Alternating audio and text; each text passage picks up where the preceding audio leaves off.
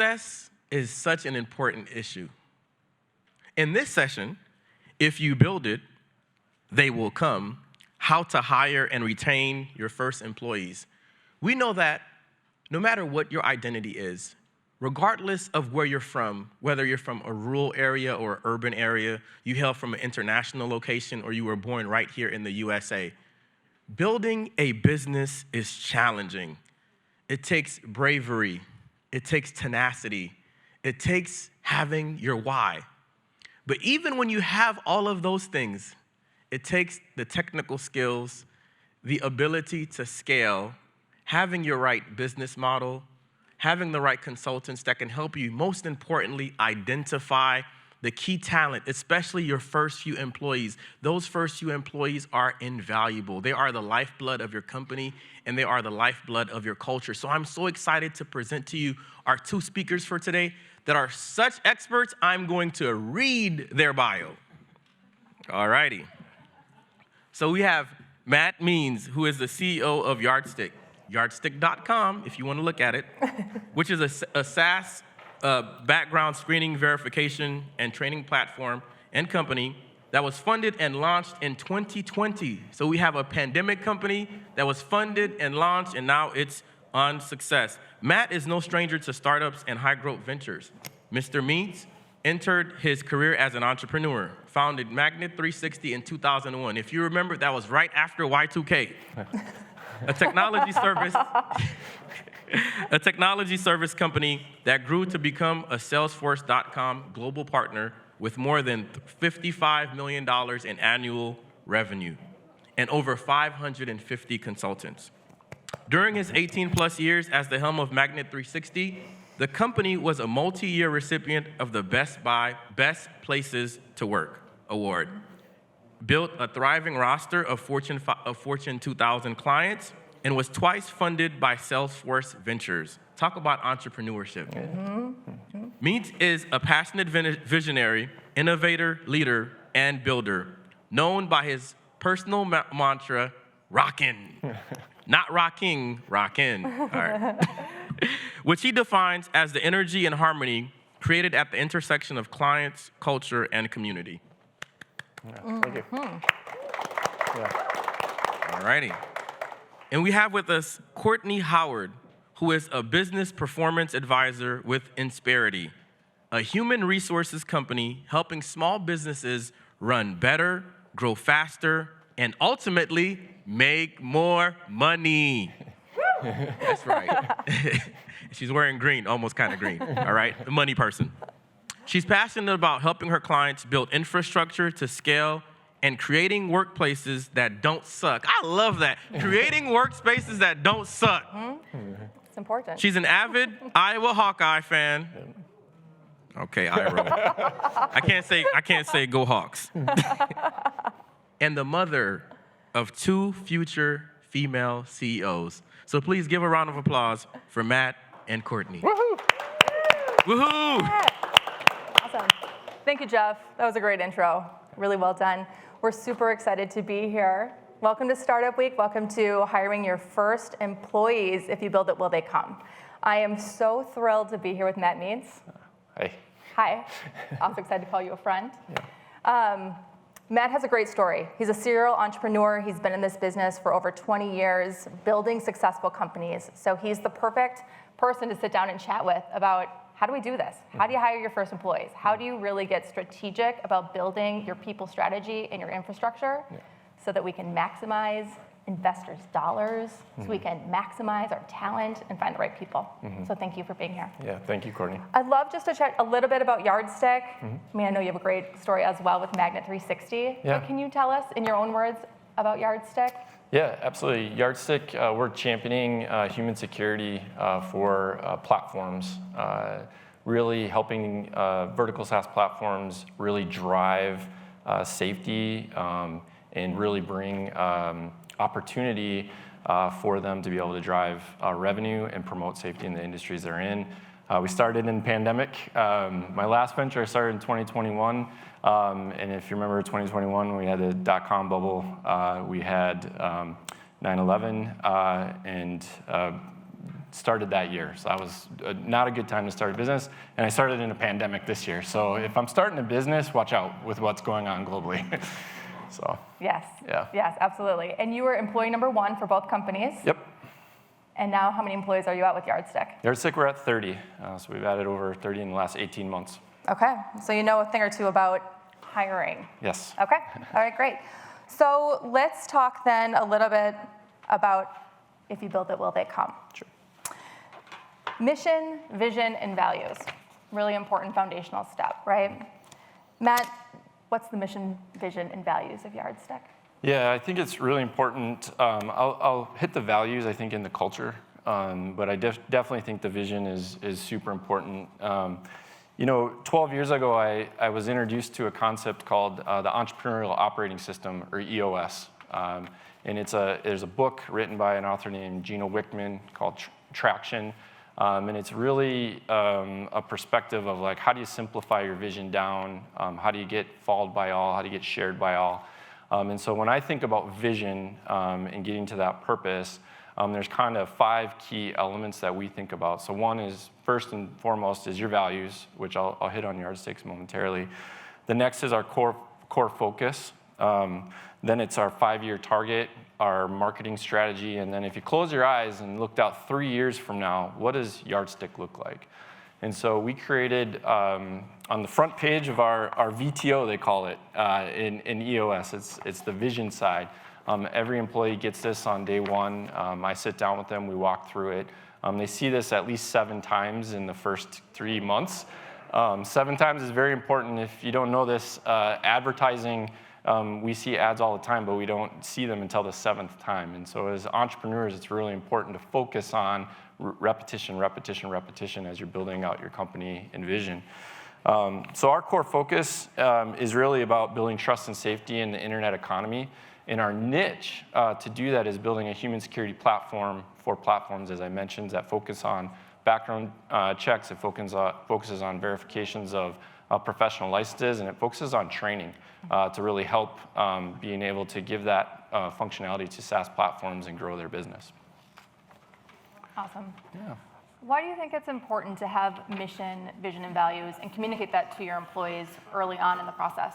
Yeah, it's a North Star. And so I always like to reiterate our vision. What does it look like 5 years from now? What does it look like 3 years from now? What's the big, hairy, audacious goal we're going after? Yardstick in 2025, we want to be 100 million in revenue. And so, yeah. With that 100 million in revenue, when folks come in, the team comes in, the band members come in, they know that there's going to be a lot of change going on in the organization, and we need them to understand what are they doing today to help us get to that vision. So it's very exciting, and it's a way to just create that North Star that everybody's rowing towards versus having more unplanned and not really knowing where you're going can create some confusion within the organization. Absolutely. And you're a venture-backed company. Yes. Do you think it's important to your investors to know what your mission, vision, and values are? Yep, yeah, absolutely. And I'm consistently sharing it with our investors and getting their feedback on it and where it can improve and what are the things we need to do to speed up our velocity to help with that vision. Awesome. Let's move into culture. Yeah. I know this is one of your personal favorites. You have a personal mantra. We heard it earlier called Rockin'. Yeah. We'll talk about that a little bit. Yeah.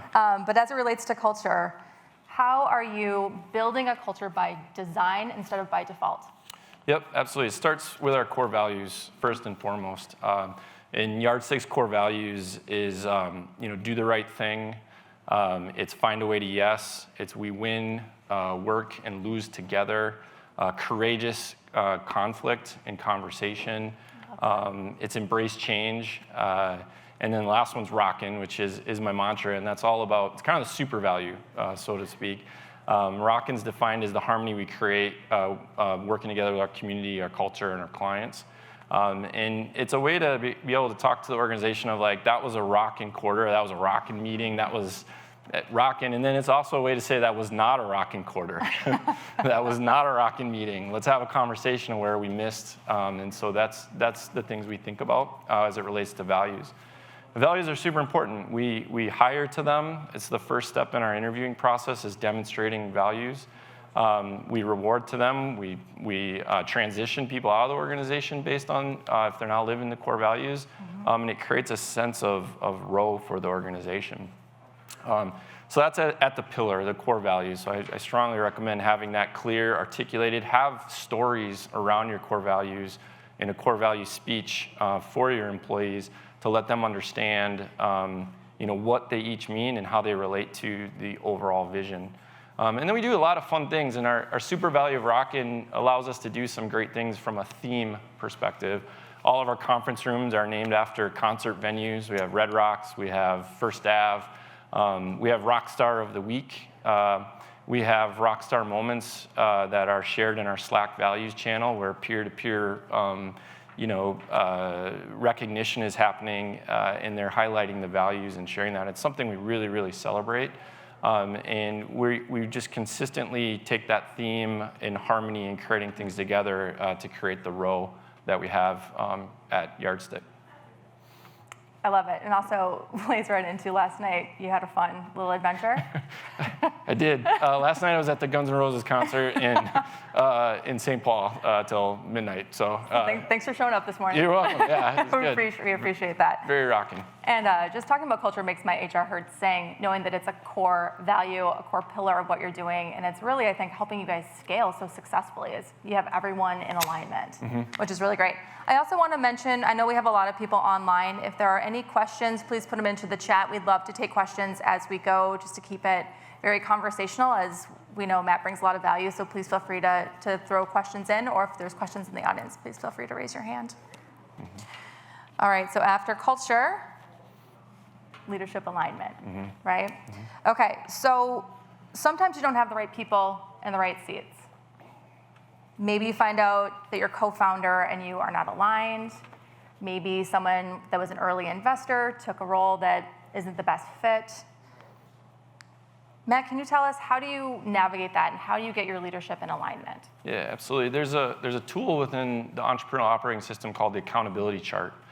And it's at its highest level. There's a visionary, there's sales, there's delivering on what you sell, and then are you making money at it, the finance side, as well as HR and talent in general. And so we design an accountability chart every year that's supposed to last us kind of the next 12 months. And we call it accountability chart because it outlines the roles, and it outlines each role's 5 most important accountabilities in the organization. And so like my accountability bullets are culture, big relationships, the next idea, special projects, and financial performance. Those are what I'm held accountable to. Everyone in the organization has similar bullets for their role and how they play in the organization. And what I like to share with people is that it's going to evolve. The accountability chart or structure is going to continue to evolve as we grow. And we look at and do quarterly reviews with each of our band members to talk to them about, are they living the values? So for the values I mentioned earlier, are they plus? They're living them, plus, minus. They've had some gaps, or it's a minus. There's something off here. We got to have a talk about these values. And then for the accountability bullets and what your role is in an organization, do you get it? Do you want it? And do you have the capacity to do it? And that's a simple yes/no answer. And so we're meeting quarterly with all of our team members to go through that values exercise, go through the GWC, get it, want it, capacity, and then being able to have a constructive conversation about where there's areas to improve. And think about the greater good of the organization, what's needed to be able to help us scale and grow. And so everybody's aware of that in the organization, is because of that transparency and conversation there certainly leads to really good conversations. And when we re-architect the accountability chart, we might have, next year, we might have a chief revenue officer. We don't need that today, but we may need that next year. We may have something else. And so we kind of share that this is going to be an evolving thing as we scale and grow, and everybody's feedback in the organization is going to be important to that. I hear that theme repeating again, right? Mission, vision, values. It's coming up all the time in your meetings. Yes. And leading right into that leadership alignment. Yes. What happens if someone hasn't met those goals on your accountability chart? Yeah, we have that conversation with them. And what we typically find when you talk about the greater good of the organization and those roles and what's expected, we either find another seat for them that they're more passionate about, or it's maybe a time for them to find a different opportunity out in the market. It can come down to that. If it's not sharing in the values and they don't GWC their seat, there's probably a better organization that's a value fit and GWC get it, want a capacity of what they truly are passionate about. And that's how we create that alignment and conversation. GWC? Get it, want it, capacity to do it. Think about your role, like, depending on what sports team you like, Tom Brady, right, the GOAT in football. Like, when you think about that role, GWC as quarterback of Tampa Bay, that's Tom Brady. Think about each of those roles as, do I have a Tom Brady in that box? That's how we think about it. And can we coach and teach and mentor and challenge and create with them? Absolutely. It's not, you need it today. But we want to be able to have that conversation. And so we're very thoughtful in the roles and the get it, want it capacity for each of those roles. And we're looking for Tom Brady's in each of those roles. I love that. Yeah. I love that. Question? You and Mike?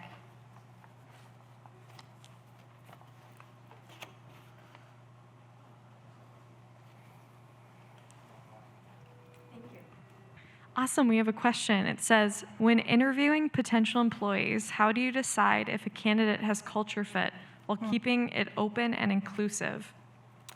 Yeah, absolutely. We just ask, we have a template, scorecard for each of our roles that kind of articulates what the role, what we expect over the coming year, and what the opportunity is. And then based on that, we're looking for where they did the right thing, where they embraced change, where they demonstrated rocking, and having conversations about those things. And so we then evaluate as a team and think about how they'll fit within the accountability chart and how we'll grow as an organization. One more too. What tips do you have on how to define values and how do you measure your team's performance against them? Yeah, it's a great question.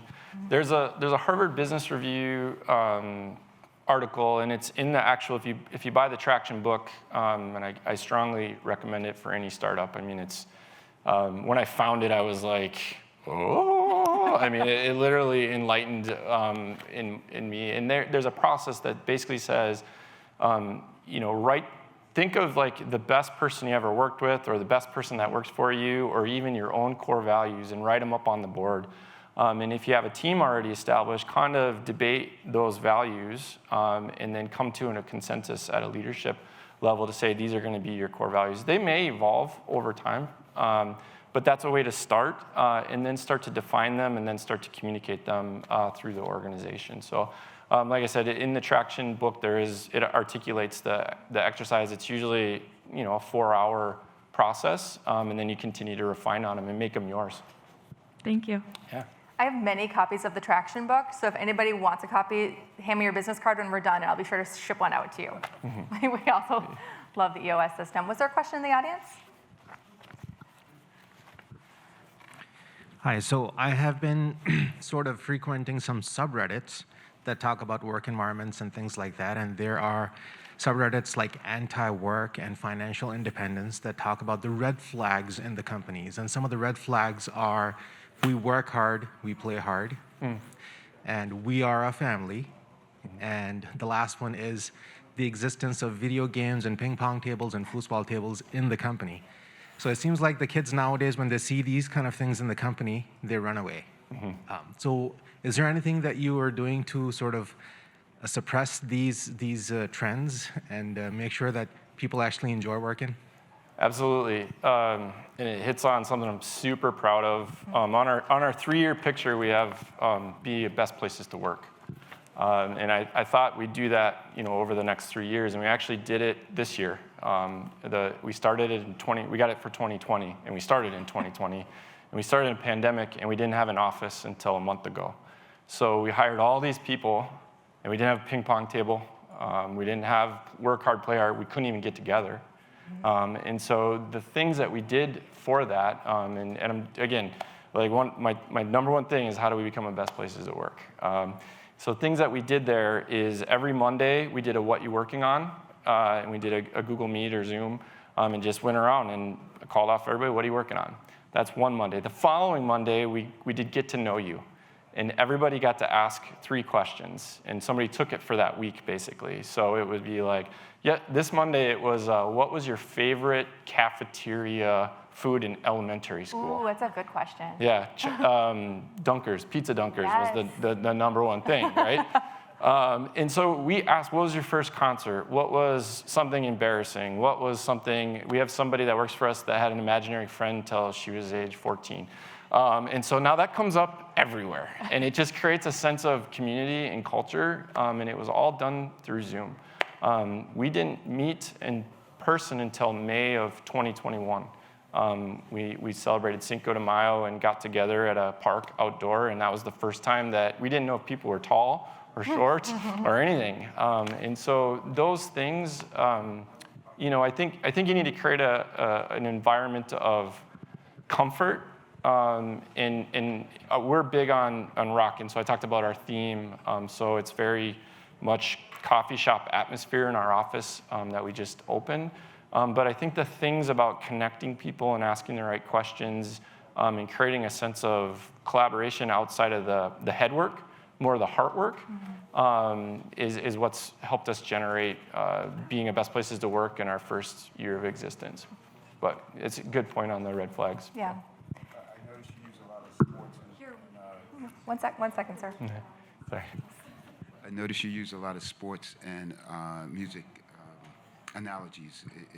Is that just the way you try to make your work environment a rocking place to work, or place to create music, or business? Yeah. The music and rocking as a mantra for me. There's lots of parallels as you think about your company as you grow. Most bands start in a garage or in a basement, and so did we. Then they move up to the next club, and then they move to First Ave, and then they move to Target Center, and then they're selling out this beautiful stadium. And that's the type of journey I like to talk about, for those kinds of analogies. I would say any kind of theme that you would create, or a super value, like I talk about with rockin', make it your own and something you're passionate about, and whether it's sports or music. I know somebody that has a value called Chipotle. Chipotle. Absolutely loves Chipotle. And the reason they say Chipotle is because when you put together all the ingredients into a burrito, it's an amazing burrito. And their value is Chipotle. We want this to be an amazing place, and all these things come together is what create that. So but I think it's super important to have a theme and something you can rely back to for an analogy. Great question. That made me hungry. That made you hungry, sorry. I love the idea of community, how maybe not a family, but building community. I think that's so important for employee engagement, for employees to feel seen. And what you're practicing on those Wednesday meetings is an opportunity for your employees to be seen, right? And get stickier, right? Yep. We're always looking to make a stickier employee. Yeah, absolutely. Talent management. Matt, you and I sat in on a presentation last week called Turnover Tsunami. Yeah. There was a really surprising statistic that was shared with us, and it was that only 10 to 20% of our workforce is actively engaged. It's a little concerning, right? I mean, remember, this is a bell curve, so most people in the middle are engaged. They're maybe just not actively engaged, right? And then you have your tail end. How do you find the right talent? And we're talking about this a little bit in how you're interviewing in your selection process, right? But how are you managing talent and making sure that they're engaged in their work? Yeah, I think finding the talent, those first key hires that you bring in, hopefully they've got friends that they've worked with in the past. Because if they have a shared set of values, those are the same kind of folks that we're going to be bringing in. On the development side, right now it's literally that coaching quarterly based on the role and what's needed for growth, based on the values. But we have ideas in the future around time management, different things to just get more time back in your day, and training people on time blocks and those kinds of things. So we haven't rolled those things out, but we have an active backlog of what is going to make the most critical resource in all of our lives, time, more effective and create engagement. And so we want to give tools to people to be able to manage that effectively. Okay, As an great. example. Any questions on talent management before we move into our next pillar? One question virtually. We so don't have budget to get the folks who are interested in our company. How do we engage them? What a great lead-in question. Yeah. Yeah, absolutely. As part of the startup, I think it's important to share that vision and get people excited about that purpose that you have in alignment. I know there's market value, and then there's like, do you love the work? And we think in terms of like, we want to create something that's going to grow and create value and love the work, as well as paint a picture of how we can get to market value and or salaries that they want. So we oftentimes talk in terms of what it is that we're out to disrupt, and we'd love to have people be a part of that. As a startup, we also have options available within the company and have a clear program around that. As we grow, there's benefit in the value increasing with the organization. And so those are the kinds of things we talk about. But we don't have matching 401k. We don't pay for our employees' families' benefits. We don't. There's all these things that we would love to do in a seed startup. We just can't do that now. But my commitment to the organization is as we grow and get out of the garage and get into First Ave and get into Target Center, those are the benefits that are going to be available to come. And I need their help to get us there to be able to offer those benefits. So those are the kinds of things that I think about in shaping, an overall benefits program. Yeah, let's talk a little bit about options programs, because I think a lot of times in startups, that's what you have to offer, right? You don't have the funding yet. We're trying to get creative on what we can do for options. So curious what your thoughts are on options, if there's landmines perhaps that founders should be aware of.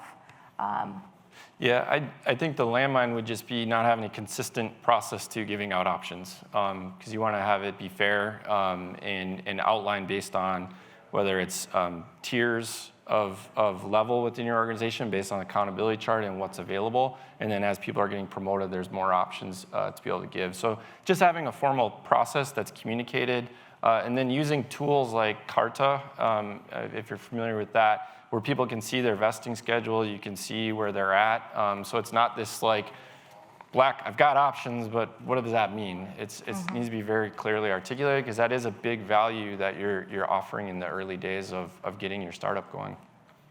Great. Anything else unique or creative that you're doing on the compensation side or benefits side at Yardstick? We have unlimited PTO. During the pandemic, we sent quarterly snack boxes, and they showed up the day before our all-company meeting, which we call a rock and rally. And so those are the kinds of things that we do to drive engagement. Great. Any questions before we move into our next? All right. HR-related compliance. This one's a little near and dear to my heart when we talk about compliance, right? There's a delicate line, because culture is so important. You're a startup. You want it to be a really fun place to work. You don't want it to feel too corporate. But at the same time, you need to protect the business, right, by having some fundamental policies and procedures in place, right? So you didn't become an entrepreneur to have employees. That's kind of something that happens along the way. Do you get nervous about compliance? I don't. And the reason is we're partnered with Insperity. Oh, what a nice plug. To handle that for us, because they handle our compliance, they handle our payroll, they handle our insurance and everything there. So I know it's kind of like a SaaS platform. It just works. In that part, we've chosen to partner with Insperity on. And as an example, we wanted a COVID policy. Like, how do we roll out a COVID policy? And went to Insperity and said we need a COVID policy. And they said we don't call it a COVID policy. We call it an infectious disease policy, because it's not just COVID. And we're like, good, glad we didn't roll out the COVID policy. We need it to be infectious disease. So we got it, and then that Thursday that the Biden administration came out with the new mandates, we ripped up the infectious disease policy, and now we have to go back to the drawing board. But we're partnering with Insperity to be able to do that and create the best practices and standards that we can share with our entire team. Great. Yeah, but I that's why I'm not afraid about compliance, because I know we're in line from that perspective. Wonderful. Yep. Do you remember, even early days, you've been doing this for 20 years plus, but any war stories of compliance, maybe back in your Magnet 360 days, or anything that's ever gone off the rails, or things that founders could be aware of as it relates to compliance and things they should be aware of? I can't think of any off the top of my head on a compliance war story. I do think in terms of like when we sold Magnet 360, it was about how do we communicate to the organization that we're getting acquired and not have everybody leave on Monday. Right. So not necessarily compliance, but just like new benefits, new things, new stuff that's merging. How do we create a sense of ease with the organization and why we're doing it and some of those kinds of things, which we put a lot of thought into those kind of communication and mapping. So we can take that concern off right away and say this is why this is a benefit for everyone involved. Okay, good. Yeah, compliance it's not the fun topic that everyone likes to talk about, but when you're thinking about your business and maximizing your valuation, it's really important that everything is cleaned up under the hood so that there's no skeletons in the closet that are gonna come about when people start doing their due diligence. Mm-hmm. Okay, I have a couple other topics that are not in our deck, but I'd love to get your opinion on, unless there's questions. Good on the chat? Okay. Diversity, equity, and inclusion. Mm-hmm. Really, really important topic that we're hearing a lot about this year. Yeah. I'll leave it open-ended. Any thoughts on how you're bringing awareness or any intentionality behind that? Yeah, I mean, we're hiring the right people based on our values and our accountability, so we're very clear in that, and I talked about that earlier. Yardstick's platform and offering is all about creating opportunity and inclusion.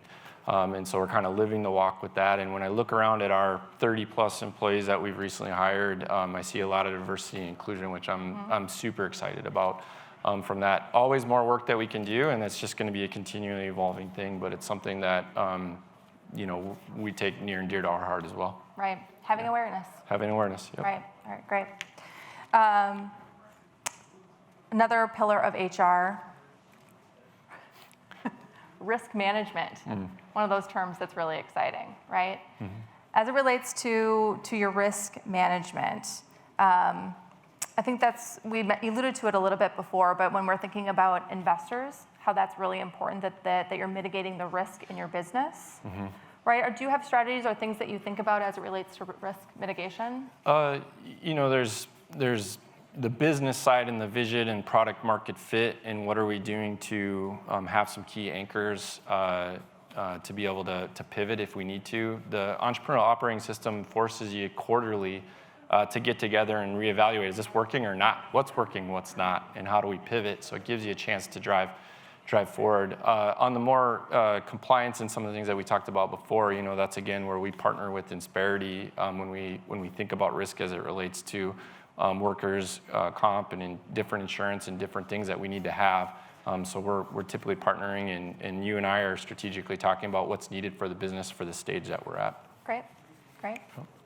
Well, we'd like to pause and open it up for questions, because this is a great opportunity if you are a founder, if you are a startup, to ask someone who has been through this multiple times and get some expert advice. Casey? Hi, I'm Casey Schultz. I'm the Executive Director of Beta. Just building on Nalini Mehta's question around how they don't have a budget for recruiting and how do you grassroots recruit people. You mentioned getting listed as a top place to work. Mm-hmm. Can you tell us a little bit more about that process? Yep. How much did it cost to do that? And then are you seeing that as an example of a grassroots way to recruit people without having to invest in recruiting? Yeah, absolutely. So Minneapolis-St. Paul Business Journal has a annual program that it's free. You sign up for it. And then depending on your size of organization, you're put in a category, and then you have to have a certain percentage of your employees respond to the survey that goes out. So it hits on a lot of the things we talk about here is, does your manager care about you?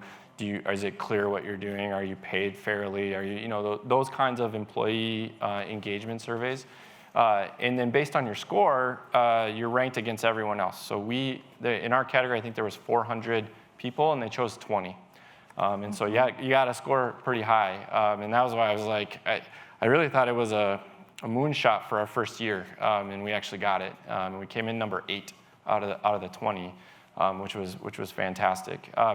Once you do that, it's based on the survey, and then that is a grassroots to be able to demonstrate our culture and get that out there. Then you can buy, there's promotional things from them for the advertising and things, but you're listed, you're posted in social media, and a lot of people find out about you. Good question. What are you thinking for the end game for Yardstick? Do you think about those things? Yeah, well, I mean, my 5-year picture is $100 million in revenue, and a leader in human security for SaaS platforms, and so that's the game right now, and everybody knows it. And when I typically sit down, when we do our onboarding process for our new band members, they get to visit each kind of area. And I sit down with Vision, and I go through the VTO and Vision Traction Organizer. Sorry, I use these acronyms because I've been doing this for 12 years. And I basically say, based on our growth, if you're not if you're not going to embrace change, this is not a good place for you. But they demonstrated an embrace change value in the interview process, and that is why they're there, and we're having this conversation about our vision. But that's kind of the end game right now. Okay. Yeah. Are you actively hiring? Yes, yep, we are actively hiring, and on Yardstick you can find our current open positions. Okay. Yep. Did everybody hear that? Yardstick.com. Stacey? We have a question from Ali Moldina. What tips do you have on having difficult conversations with underperforming team members? Everybody's favorite topic. Yeah, this is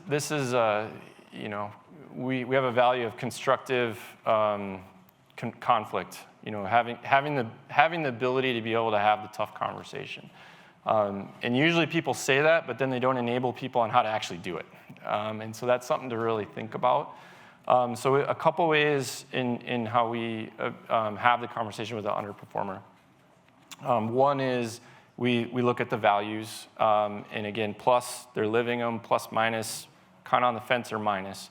And we talk about that. We usually have them rate themselves first, and then the manager rates, and then you have a conversation about what that is. And you need to have clear examples of why you're giving that. I would say in giving those examples, there's a concept that I call SBI, which is situation, behavior, and impact. Situation is what is the situation or the example. What behavior did they demonstrate? And then what's the impact that had on you as the manager, not the impact on the organization. So it takes off the defensiveness of the underperformer and says, I saw this situation, I witnessed this behavior, and the impact it had on me was. And so they have to then respond from a standpoint of, why did you feel that way? And it's a way to start to have the tough conversation.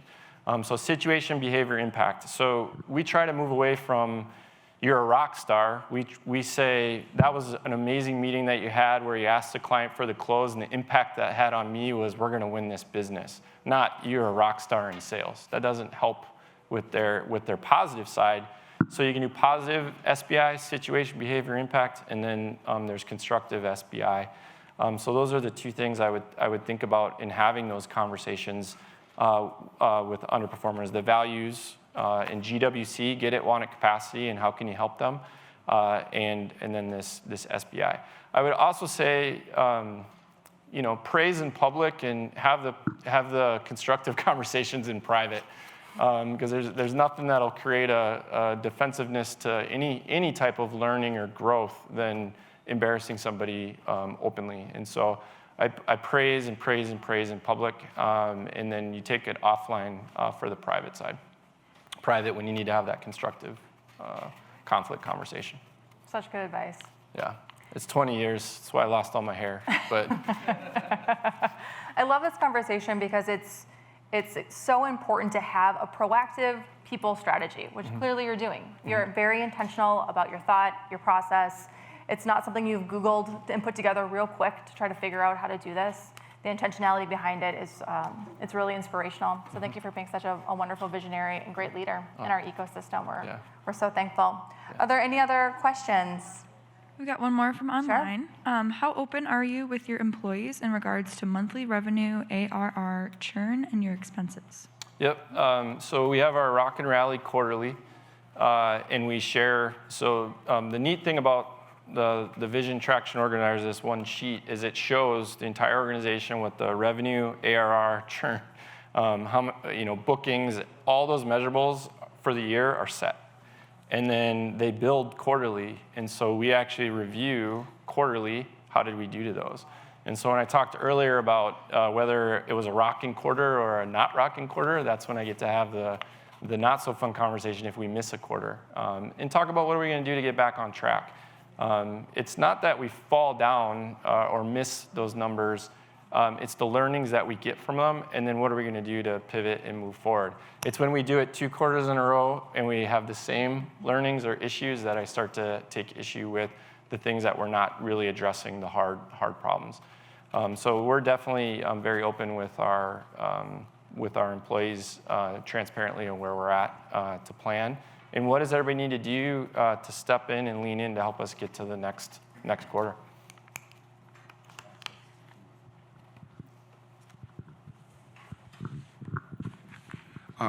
Do you have metrics for each employee, one sales or marketing operations to, help manage their productivity throughout the day or the month? Yeah, absolutely. One of the core tenets of the entrepreneurial operating system is everybody has a number. And that number could be in professional, your professional development. That could be a number in community service. That could be a number in bookings and sales and onboarding of customers. And so when we meet weekly and we have what's called a level 10, which is, it's just a weekly rhythm that we get together, each department does. And this is, again, all outlined in the book, and it's some of the ahas I've had over 20 years to create consistency. But the agenda for that meeting is we start with personal segues, like what was the best thing that happened the last week, business or personal. Then it goes right into scorecard. And scorecard is where those metrics come up, because if the metrics are off for each individual, then that should go down to be able to have a conversation about that. Then it goes into priorities for the quarter. Are we on or off track? And then we go into customer, partner, employee headlines. And is there anything we need to talk about with that? And then we have a good, in our meeting, we have a good hour to identify those issues, discuss them, and solve. And so, yeah, we definitely have numbers for everyone in the organization. It's definitely a core tenet. What a blueprint. It's a blueprint, yep. Yeah, it's great. Anything else? Okay. Well, I want to say thank you to everyone for joining us this morning. Matt is going to be on another panel today, rockstar that he is, about investment, fundraising. I think it's next. I'm just going to stay here. So hang out. So thank you all so much. Yeah, cool. Jeff? Thank you. Jeff. Yeah. Thank you so much. Thank you so much, Courtney and Matt. Thank you for Insperity for all your wisdom and guidance and for being a sponsor for today. You're welcome. What are some of the lessons that you learned today? I think of the great Peter Drucker's quote that says that culture eats strategy for breakfast. And when you were speaking earlier about the importance of organizational culture and the importance of leadership, it reminds me that we have to build a culture within our organizations, personally and externally. So for Twin City Startup Week, let's continue to build a culture of inclusivity, a culture of learning, and a culture of knowledge. And we have